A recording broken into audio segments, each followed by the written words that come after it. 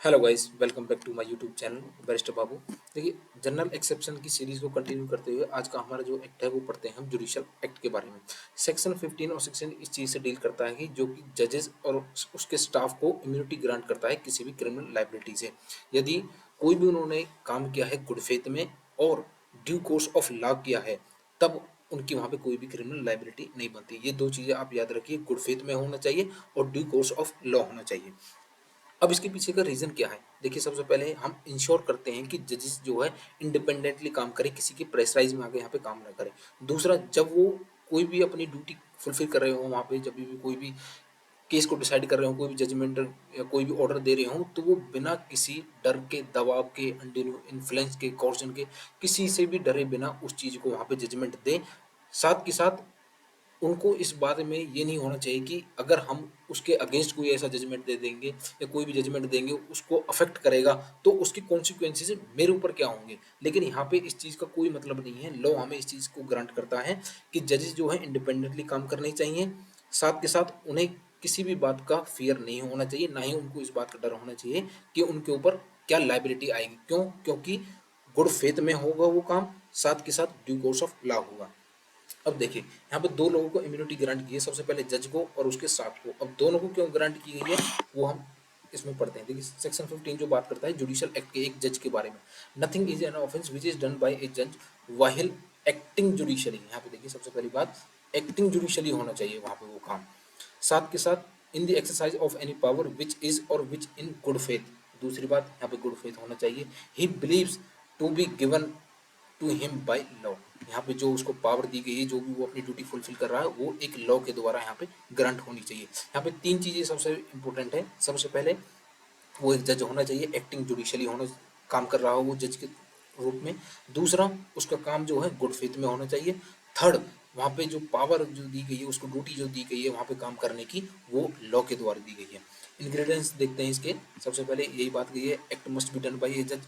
Secondly, जज must acting in the exercise of power given by him law. Law ने उसको power दी हुई है।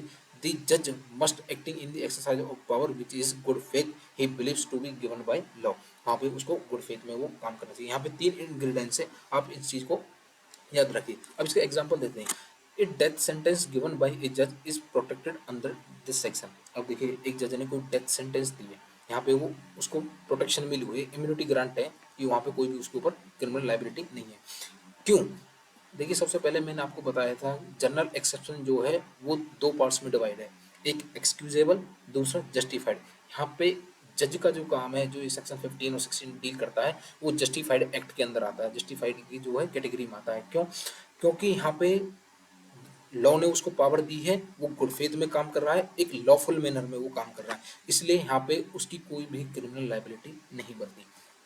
साथ के साथ इस बात को जो है, जजेस एक्ट जो प्रोटेक्शन एक्ट जो है, इस बात को कंफर्म करता है। Section 3 of sub clause 1, no court shall initiate or proceed with any civil or criminal case against a judge for any action, decision or statement made by him in the course of while appearing to carry out their official and judicial responsibility।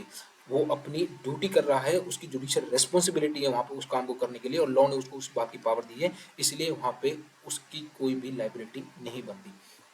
देखिए, यहाँ पे सबसे पहली बात यहाँ पे देख ली हमने, उसके इंग्रेडिएंट्स वगैरह देख ली। अब एक इम्पोर्टेंट फैक्टर यहाँ पे आता है कि यदि किसी जज के पास कोई जुरिडिक्शन नहीं है, क्या वो तब भी वहाँ पे कोई जजमेंट दे सकता है, कोई भी ऑर्डर पास कर सकता है? देखिए, यहाँ पे दे सकता है वो। क्यों? लॉ ने उसको अपॉइंट किया है एज ए जज, उसका काम क्या है? वहाँ पे जजमेंट ऑर्डर देना। थर्ड, अगर इर्रेस्पेक्टिव ऑफ जुरिडिक्शन, यहाँ पे कुछ भी इफेक्ट नहीं आएगा उस ऑर्डर पे।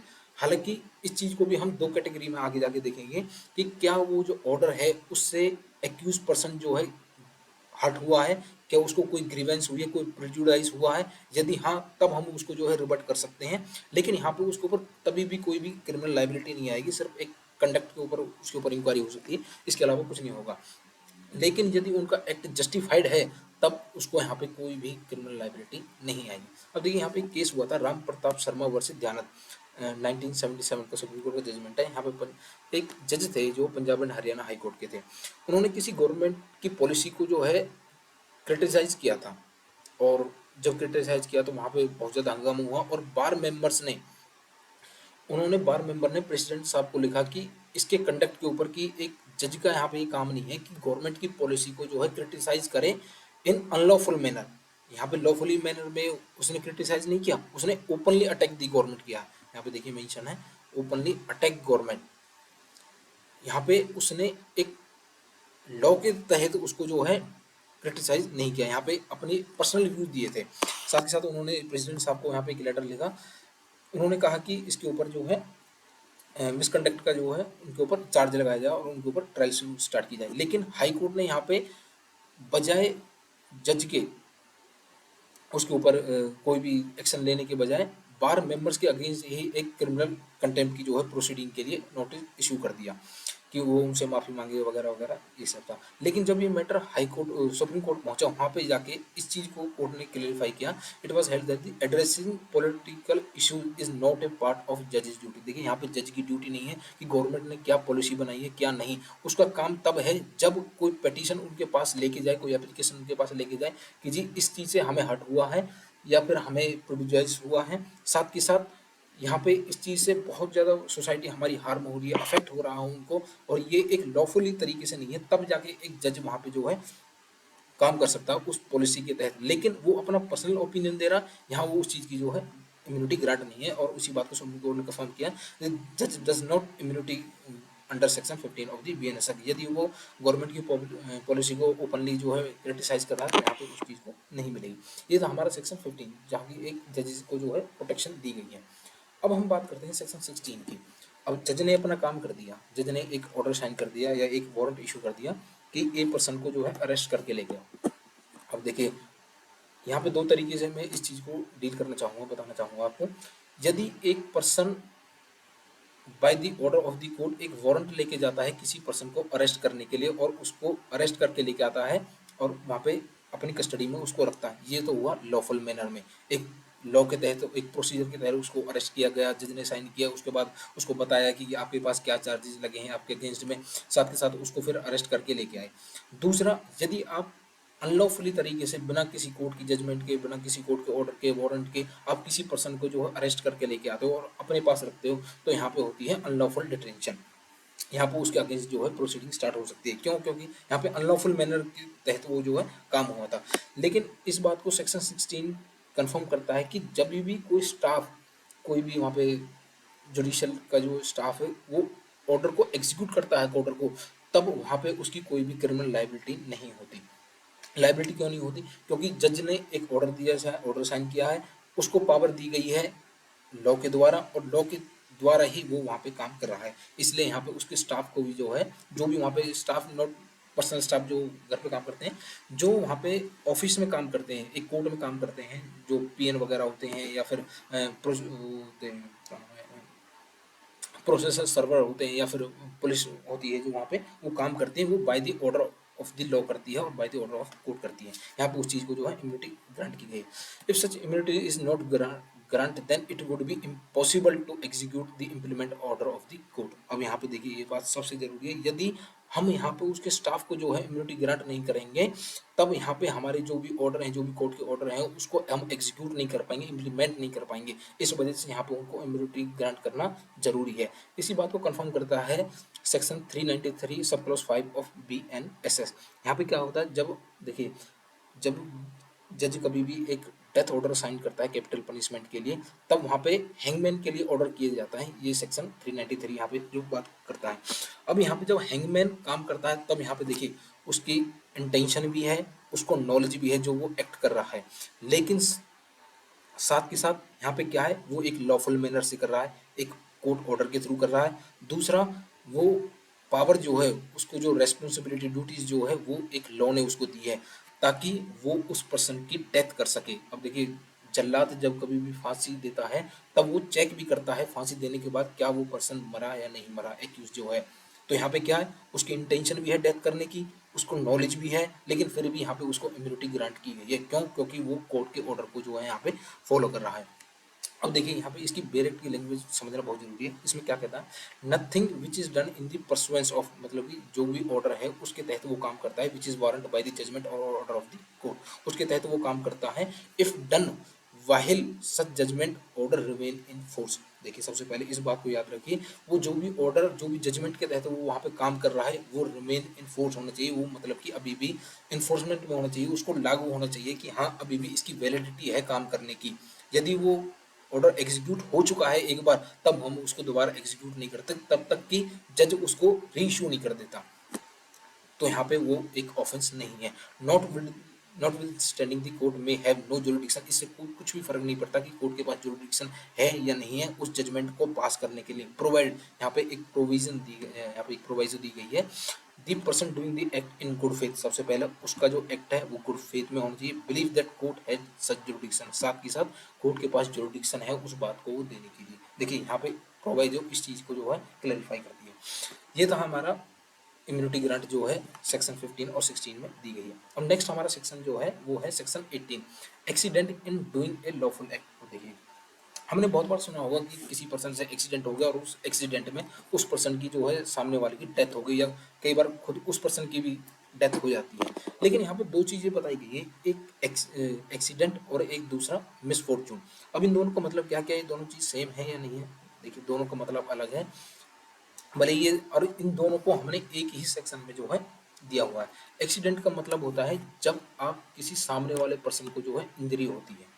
मिसफॉर्चून का मतलब होता है जब सामने वाले को तो इंजरी होती है आपके एक्ट से, साथ के साथ आपको भी उतनी ही इंजरी होती है, उसका मतलब होता है मिसफॉर्चून।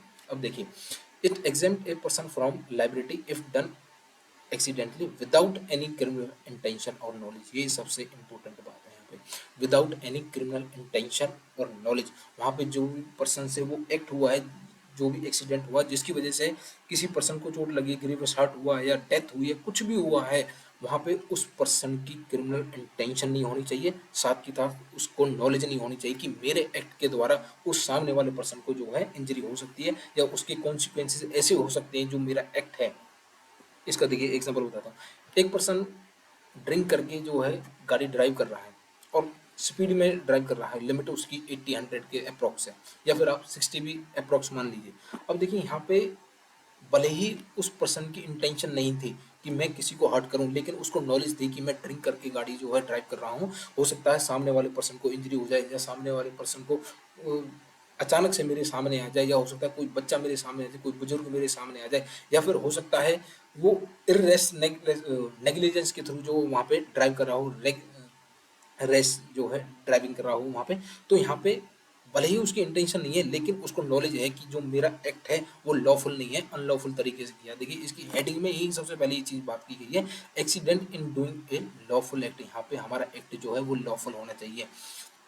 यदि हमारा एक्ट अनलॉफुल है तो वो इस सेक्शन में कवर्ड नहीं है और उस चीज़ की हमें जो है बेनिफिट नहीं मिल सकता, हम उस चीज़ की प्ली नहीं दे सकते। देखिए, it state that an act is not considered an offence, उस चीज़ को हम ऑफेंस नहीं मानेंगे यदि if it occurs by accident और मिसफॉर्चून। दो चीज़ें यहाँ पे बताई गई है, एक्सीडेंट और misfortune, without any criminal intention और नॉलेज। यहाँ पे हमारी ना ही कोई इंटेंशन थी, ना ही हमारी कोई नॉलेज थी। यहाँ पे while performing any lawful act, while performing a lawful act, सबसे पहली बात यहाँ पे लॉफुल एक्ट होना चाहिए, इन ए लॉफुल मैनर होना चाहिए, लॉफुल तरीके से होना चाहिए, and with appropriate care and caution. यहाँ पे हमें अपनी पूरी सावधानी बरतनी चाहिए कि जो भी हम काम कर रहे हैं उससे क्या किसी पर्सन को इंजरी हो सकती है या नहीं हो सकती, या फिर जो भी मैं प्रिकॉशन ले रहा हूँ क्या वो सफिशेंट है किसी हार्म को प्रिवेंट करने के लिए। यहाँ पे ये चीज़ बहुत ज़रूरी है। अब हम वापस अपने एग्जाम्पल की तरफ चलते हैं। देखिए एग्जाम्पल में मैंने बताया था वो ड्रिंक करके यहाँ पे गाड़ी चला रहा है। अब यहाँ पे देखिए एक्सीडेंट मिसफॉर्चून हुआ, इस चीज़ को आप अभी भूल जाइए। यहाँ पे क्या उसकी क्रिमिनल इंटेंशन थी? नहीं थी। क्या यहाँ पे उसको नॉलेज थी? यहाँ पे उसको नॉलेज तो थी इस बात की कि हो सकता है मेरे एक्ट से जो है किसी को इंजरी हो सकती है। वाहिल परफॉर्मिंग ए लॉफुल एक्ट, क्या यहाँ पे एक लॉफुल एक्ट था? बिल्कुल भी नहीं था। लॉफुल मैनर में था? बिल्कुल भी नहीं था। With appropriate care and caution था? यहाँ पे कुछ भी नहीं था। अब यहाँ पे जब तीनों ही हमारे इंग्रेडिएंट्स जो है यहाँ पे फुलफिल नहीं हो रहे, तो वो पर्सन इस चीज़ की प्ली नहीं ले सकता कि मेरा जो एक्ट है वो एक एक्सीडेंट हुआ लॉफुल एक्ट के थ्रू हुआ। अब देखिए प्रोविजन यहाँ पे इसको एक्सप्लेन करता है, this provision state that an act is not deemed a criminal offence, उस चीज़ को हम क्रिमिनल ऑफेंस नहीं मानेंगे इफ इट अकर एक्सीडेंटली और by misfortune, provided the person acting lawfully without criminal intent or knowledge with appropriate care and caution. In essence, if someone is performing a legal act in lawful manner and unintentionally causes harm without intending to or being aware of the potential for harm, they are not considered guilty of the offense। देखिए यहाँ पे देखिए क्या है, if someone is performing, देखिए यहाँ पे कोई पर्सन काम कर रहा है, ए लीगल एक्ट कर रहा है, लॉफुल मैनर में है, एंड अनइंटेंशनली कॉजेज हार्म, यहाँ पे हम एक लीगल एक्ट कर रहे हैं, लॉफुल मैनर से कर रहे हैं, और हमारी इंटेंशन नहीं है, विदाउट इंटेंटिंग और being aware potential for the harm, ना ही हमें इस चीज़ की पता थी कि हमारे एक्ट से जो है किसी पर्सन की जो है वहाँ पे डेथ हो सकती है, किसी को हार्म हो सकती है, कोई ग्रीवियस हार्ट हो सकता है, कुछ भी हो सकता है, they are not considered guilty of the offence. यहाँ पे उस पर्सन को हम जो है गिल्टी नहीं कर सकते इस चीज़ के लिए, क्योंकि लॉफुल मैनर में वो काम कर रहा है, लीगल एक्ट वो काम कर रहा है, तो वहाँ पे ये चीज़ बताई गई है। देखिए यहाँ पे सबसे पहले दो चीज़ें बहुत इंपॉर्टेंट दी गई हैं। सबसे पहले एब्सेंस ऑफ क्रिमिनल इंटेंशन होनी चाहिए, हमारी यहाँ पे क्रिमिनल इंटेंशन नहीं होनी चाहिए किसी भी काम को करने के लिए, एब्सेंस ऑफ क्रिमिनल इंटेंट, और नॉलेज, ना ही हमें उस चीज़ की नॉलेज होनी चाहिए, and exercise of due care and caution, यहाँ पे हमारा ड्यू केयर भी होना चाहिए और कॉशन भी होना चाहिए। अब देखिए इस इलस्ट्रेशन बहुत अच्छे से क्लियर करती है। बहुत बार मैंने देखा ये लोगों को इलस्ट्रेशन एनालाइज करनी नहीं आती कि इसका मतलब क्या है, क्या यहाँ पे उसके फेवर में वो बात गई है या उसके अगेंस्ट की गई है। देखिए यहाँ पे आप पढ़िए, A is at work with a hatchet. The flies off and kills a man who is standing by there। देखिए एक कोई काम कर रहा था और वो एक एक्स के थ्रू काम कर रहा था, यहाँ पे हेडसेट का मतलब है एक्स। अब एक्स के थ्रू वो कुल्हाड़ी से जब वो काम कर रहा था तो उसका जो ऊपर का हिस्सा होता है, हेड उसका जो है, वो उसमें से निकल गया, और निकलने के बाद वहाँ पे एक पर्सन खड़ा था उसके पास में, जाके उसको लग गया, और जिसकी वजह से उसकी ऑन द स्पॉट जो है डेथ हो गई। अब देखिए यहाँ पे ये कंफ्यूजिंग पार्ट कहाँ पे, ये here, if there was no want of proper question on the part of a, his act is excusable and not offence. अब देखिए इस बात का मतलब क्या है, कई बार इसको लोग समझते हैं कि भाई उसने वहाँ पे जो है प्रॉपर क्वेश्चन नहीं ली थी तब भी उसको जो है यहाँ पे इम्यूनिटी ग्रांट की गई, नहीं, इसका मतलब कुछ और। देखिए यहाँ पे क्या है, हेयर, यहाँ पे if there was no want of proper question on the part of a, यहाँ पे एक चीज बड़ी छोटी सी है, नो वांट ऑफ, यहाँ पे अगर ए को ज़रूरत नहीं थी या उसको लगा कि यहाँ पे प्रॉपर क्वेश्चन की ज़रूरत नहीं है, कहाँ पे, ऑन द पार्ट ऑफ ए, तब यहाँ पे उसका एक्ट जो है एक्सक्यूजेबल है और वो कोई भी ऑफेंस यहाँ पे कमिट नहीं हुआ है।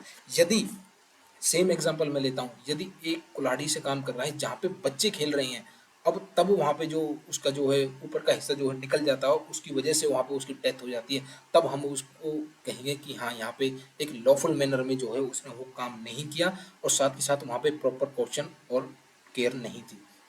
अब देखिए बच्चे वहाँ पे खेल रहे हैं, आपको पता है आपका एक्ट नेग्लिजेंस से हो सकता है, कुछ भी हो सकता है, बच्चे, आप जब काम कर रहे हो कुल्हाड़ी से, हो सकता है बच्चा आपके पास आ जाए, आप जब कभी भी वहाँ पे लकड़ियों को जो काट रहे हो सकता है उसका हाथ आ जाए, पैर आ जाए, कुछ भी आ जाए, तब वहाँ पे क्या कर सकते हैं, वहाँ पे एक्सीडेंट और मिसफॉर्चून की हम जो है प्ली नहीं ले सकते, वहाँ पे हमारा नेग्लिजेंस के अंदर हमारा जो है केस फॉल करेगा। और देखिए यहाँ पे नेग्लिजेंस के इसमें सॉरी एक्सीडेंट के केस में यहाँ पे तीन केसेस जो हैं वो बहुत फेमस हैं। पहला है जागेस वर्सेस एम्परर, ये 95% 98% जो है मेनली रिपीट होता है क्वेश्चन। यहाँ पे देखिए ये केस किस बारे में डील करता है, यहाँ पे देखिए ए और बी जो है यहाँ पे फाइट कर रहे थे, ए हस्बैंड था, बी उसकी वाइफ थी।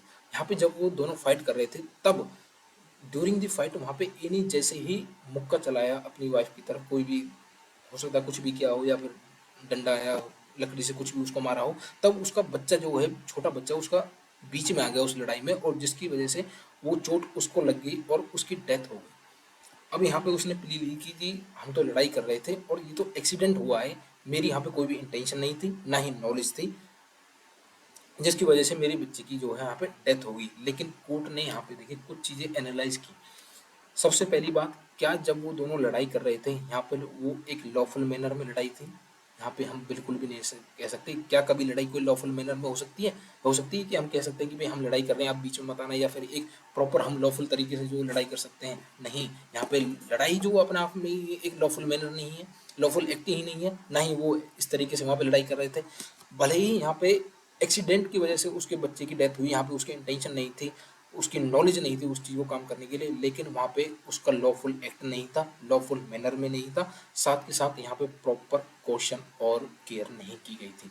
इसकी वजह से यहाँ पे उसका जो है एक्ट एक्सीडेंट के अंदर फॉल नहीं करता है और कोर्ट ने यहाँ पे उसकी प्ली को जो है रिजेक्ट कर दिया था। साथ के साथ एक केस है चतुरनाथ, वो भी सेम फैक्ट के ऊपर डील करता है। तब अब इस चीज़ को याद रखिए, कभी भी ये केस आपके एग्जाम पॉइंट ऑफ व्यू से किसी भी एग्जाम लॉ में आ जाए तो इस चीज़ को याद रखिए, चागेस वर्सेस एम्पर